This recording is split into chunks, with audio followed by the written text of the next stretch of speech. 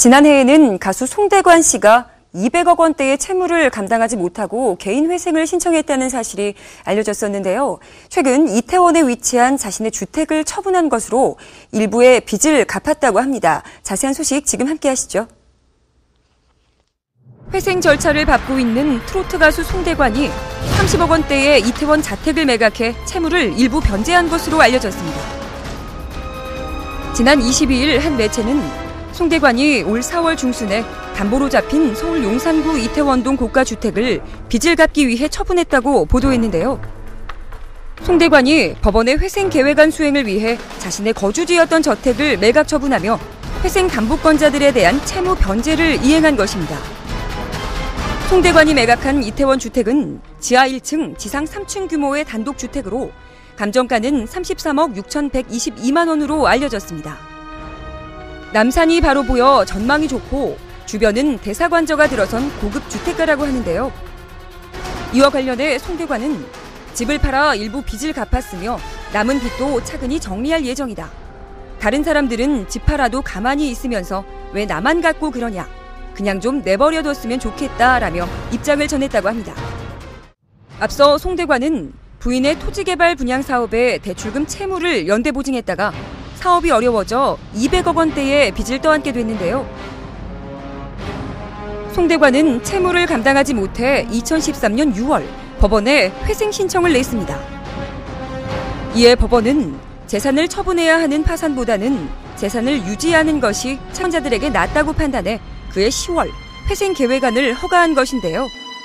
송대관은 집을 팔아 빚을 갚으며 회생 계획안을 수행한 것입니다. 법원 관계자 역시 송대관이 변제 완료 및 소유권 이전 완료 보고서를 지난 12일 서울중앙지법에 제출했다. 종전에 소유하고 있던 땅을 담보물로 처분하고 변제했다는 취지다라고 이 같은 사실을 확인해줬습니다. 한편 송대관 부부는 부동산 투자 사기 혐의도 받고 있는데요. 송대관은 지난 4월에 열린 2차 공판에 참석해 혐의를 전면 부인하며 억울함을 호소했었습니다. 제가 어떻게 여기에 왜 와 있는지도 정말 의문이고 저는 결백하고 깨끗합니다. 근데 자꾸 제 아내 사업에 자꾸 낑겨 넣어가지고 저를 끌어내는 이런 지금 일이 벌어지고 있는데 저는 깨끗합니다. 송대관 부부는 지난 2009년 충남 보령시 남포면 일대 토지를 개발에 분양한다며 투자금 명목으로 약 4억 원을 받았지만 해당 부지를 개발하지 않고 투자금도 돌려주지 않은 혐의를 받고 있는데요. 생방송 스타뉴스 취재진은 보다 자세한 내용을 알아보기 위해 지난 4월 해당 부지를 직접 찾아가 봤습니다. 일명 송대관 땅 부지 바로 옆에는 공사가 중지된 아파트 여러 채가 눈길을 끌었는데요. 이 일대가요, 송대관 씨 아내분께서 분양한다는 땅이 맞나요?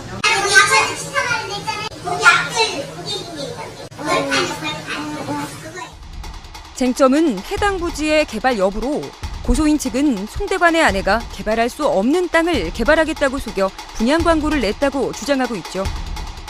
개발이 안 되는 땅이라고. 여기 지금 계획관리 지역이에요. 뭐든지 허락만 받으면 개발이 가능해요. 개발 상황은 어떻게 된 거예요? 허가를 못 받았죠. 이와 관련해 송대관의 아내 이 씨는 지난 2차 공판 당시 혐의를 부인하며 울먹이기도 했었습니다. 우리한테 저렇게 법정이 있는 게 내가 너무 가슴 아파가지고 우리 남편 공황 상태하고 있어요. 하지만 사기를 당했다고 주장하는 가족은 투자금을 돌려받기 위해 1인 시위라도 벌일 계획이라고 밝혔는데요. 돈을 돌려다오.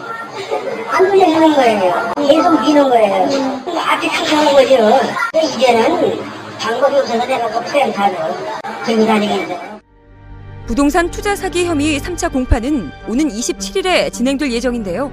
과연 사건의 진실은 무엇일지 재판부의 판결에 관심이 모이고 있습니다.